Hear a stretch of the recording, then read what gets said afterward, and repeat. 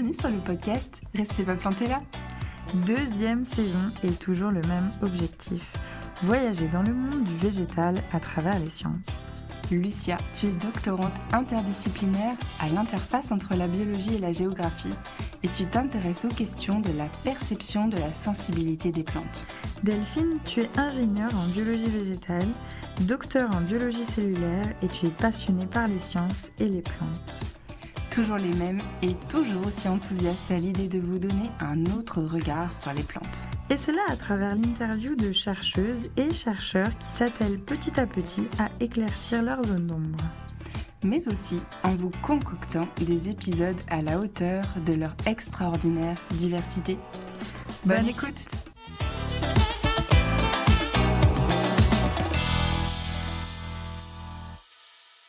Avez-vous déjà vu une plante bouger ?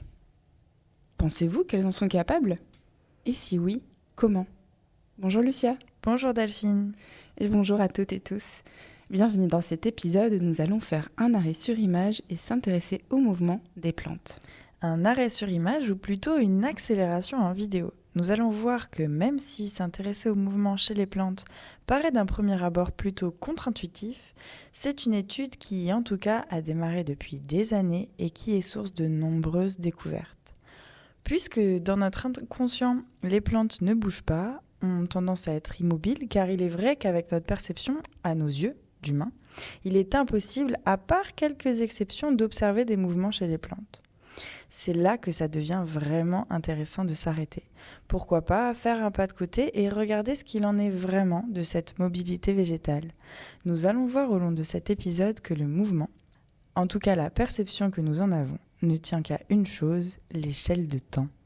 Quand on parle de mouvement, on parle au niveau de l'étymologie de la capacité à se mouvoir. Aujourd'hui, la définition renvoie au déplacement de soi-même en tant qu'organisme ou uniquement une partie de son corps, de son être, concernant les humains. Cela inclut donc la mobilité des membres et le déplacement dans l'espace. C'est une définition intéressante quand on porte un intérêt certain aux plantes et que l'on sait que, par définition, elles sont fixes, du moins la plupart. Enfin, ça, c'est ce qu'on croit. Exactement. C'est pas toujours le cas. Mais alors, Lucia, mouvement ou pas pour les végétaux ? L'étude des mouvements chez les plantes s'est grandement accélérée ces dernières années avec le progrès technologique de prise de vidéo et d'analyse d'images. Mais ce n'est pas un domaine qui date d'hier, loin de là.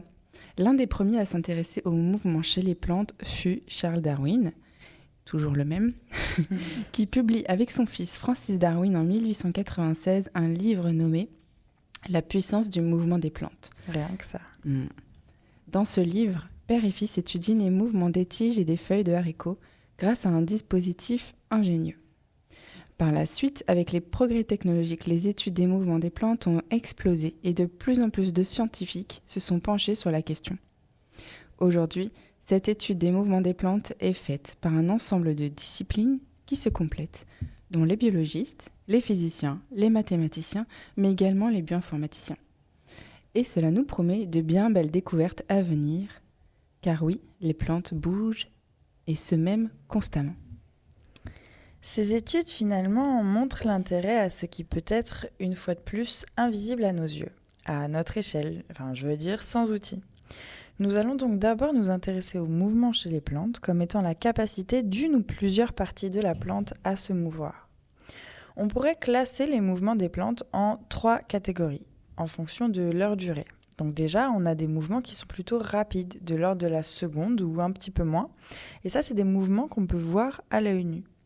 D'autres mouvements sont plutôt de l'ordre d'une ou plusieurs minutes, donc on peut s'en rendre compte rapidement. Et enfin, on a les mouvements d'une durée de plusieurs heures que l'on peut observer en utilisant un artifice, comme filmer et ensuite visualiser ce film en accéléré. Alors, finalement, les mouvements que l'on qualifie de très rapides sont plutôt rares dans le monde du végétal. On connaît bien sûr la dionée, cette plante insectivore dont on parle souvent dans Restez pas plantés là, qui possède des pièges à insectes qui se referment en quelques millisecondes sur leur proie.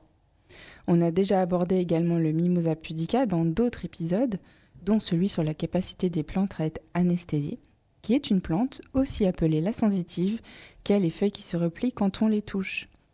Et ces deux exemples sont des mouvements d'une rapidité telle que nous les voyons à vue d'œil, à notre échelle de temps. Dans ces deux cas, ce sont des feuilles que l'on peut voir bouger. Ces mouvements sont possibles grâce à une sortie d'eau très rapide de certaines cellules placées à un endroit spécifique, à la jointure des feuilles, un peu comme une articulation. Cette sortie d'eau instantanée provoque l'atrophie de ces mêmes cellules, entraînant un mouvement d'une partie de la plante. Une sorte de moteur hydraulique. Par contre, les cellules mettent plus de temps à se remplir d'eau et c'est pourquoi le mouvement inverse, le dépliement des feuilles ou l'ouverture du piège, est beaucoup plus long, en général de quelques heures. D'ailleurs, ces mouvements rapides ont parfois lieu dans des cellules qui n'ont pas de conséquences visuelles pour nous. En fait, je m'explique, c'est qu'on ne voit pas ce qu'elles induisent. C'est le cas des stomates. Les stomates, ce sont des petits pores qui sont situés au niveau des feuilles et qui sont entourés de deux cellules, qu'on appelle les cellules de garde. Donc ces deux cellules entourent ces petits pores. Et quand elles se remplissent et se vident d'eau, cela entraîne la fermeture ou l'ouverture de la cavité qui se trouve au centre. Et il s'agit bien là d'un mouvement rapide de quelques secondes. Il faut savoir que d'autre part, ces cellules, une fois gonflées à bloc d'eau, ont une pression interne de 1000 fois celle qui est exercée dans un ballon de baudruche. C'est énorme. Oui, vraiment. Et plus les scientifiques cherchent, plus ils et elles trouvent des actions végétales qui s'expriment par le mouvement. En particulier une petite plante, insectivore également, qui s'appelle Drosera tokaiensis. Si vous voulez aller voir à quoi elle ressemble, c'est une plante qui est magnifiquement délicate. On dirait que de nombreuses petites gouttes d'eau sont présentes sur ses feuilles. C'est en fait de la glu qui piège les insectes. Et bien chez elle, ce sont ces pétales de fleurs qui vont bouger aussi, et ce de façon assez rapide quand on a pour référence le monde des plantes. Alors vous allez me dire, ok, mais moi je sais, c'est vrai, je connais des plantes dont les fleurs se ferment la nuit et se rouvrent le jour. Oui, c'est vrai, mais là le mouvement a lieu sur une demi-heure, voire 1 heure, et c'est lié aux alternances jour-nuit et à l'horloge biologique. Alors que là, chez cette petite plante, les pétales se referment en 15 minutes maximum, lorsqu'un prédateur, genre une chenille, attaque la fleur. Et donc pour protéger ses organes reproductifs, les pétales se referment et dans la plupart des cas, cela fonctionne.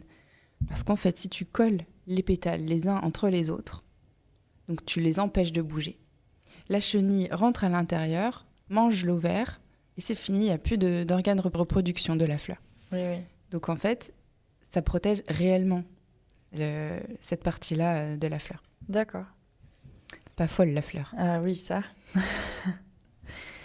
Et les plantes n'ont pas fini de bouger, en particulier lors de leur croissance.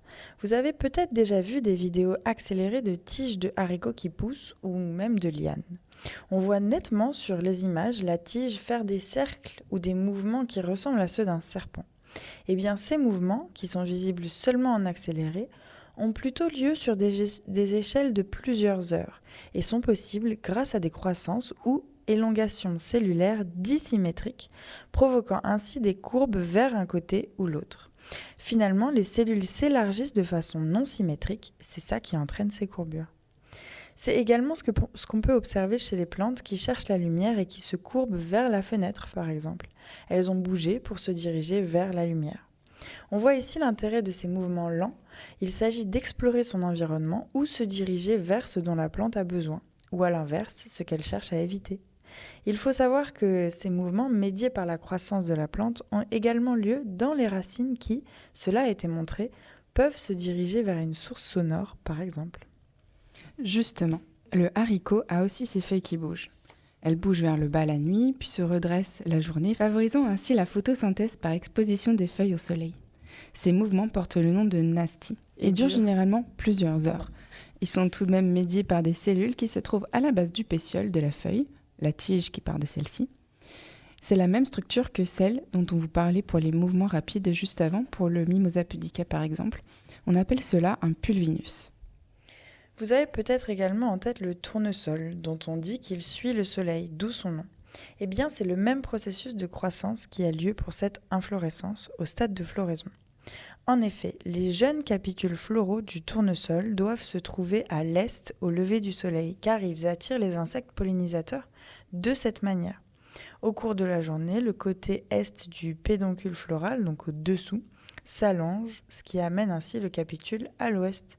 Et pendant la nuit, c'est le phénomène inverse qui se produit jusqu'à amener l'inflorescence à l'est pour le lever du soleil. Le mystère est levé sur le tournesol. Bon, alors tous ces mouvements sont dits actifs, car ils impliquent une action de la plante et sont la résultante d'une signalisation cellulaire. De nombreux mécanismes au niveau de la cellule se mettent en place pour permettre ces phénomènes. Mais les plantes vont encore plus loin dans leur manière de se mouvoir. Ainsi, des mécanismes passifs entraînent des mouvements par leur simple ou plutôt complexe structure physique. Par exemple, les graines d'une espèce d'érodium, une jolie plante vivace à fleurs, ont une petite excroissance en tire-bouchon qui s'enroule ou se déroule en fonction du taux d'humidité dans l'air pour se planter littéralement dans le sol.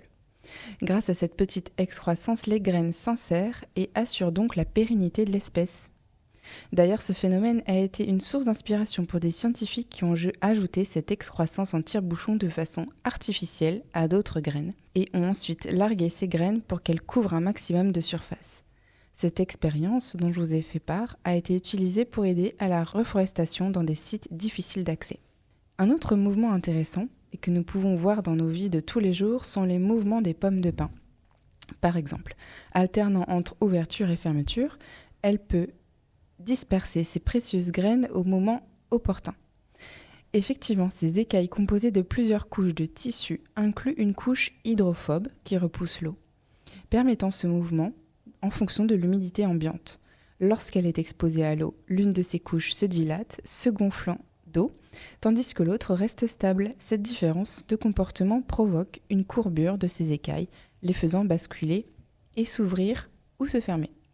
Bon, c'est indéniable, les plantes bougent. Mais en revenant à notre définition de tout à l'heure, est-ce qu'elles se déplacent ?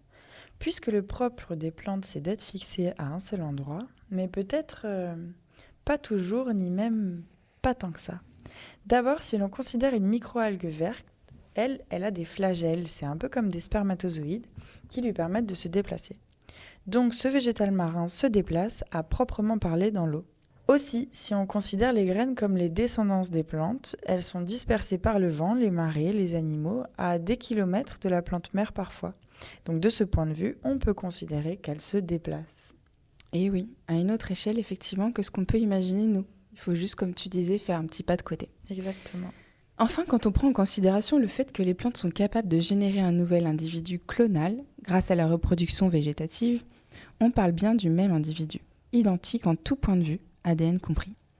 Alors on réalise que les plantes se déplacent sur un territoire par cette multiplication jusqu'à la coloniser complètement, parfois. C'est le cas de la forêt de Pando aux États-Unis, qui est constituée d'un seul et même organisme de peupliers faux-trembles, et cela sur 43 hectares. Rien que ça. Au passage, il est considéré comme l'être vivant le plus âgé au monde, au minimum 14 000 ans, selon les dernières estimations des scientifiques. Alors, plantes fixes, mais en mouvement ? Constamment.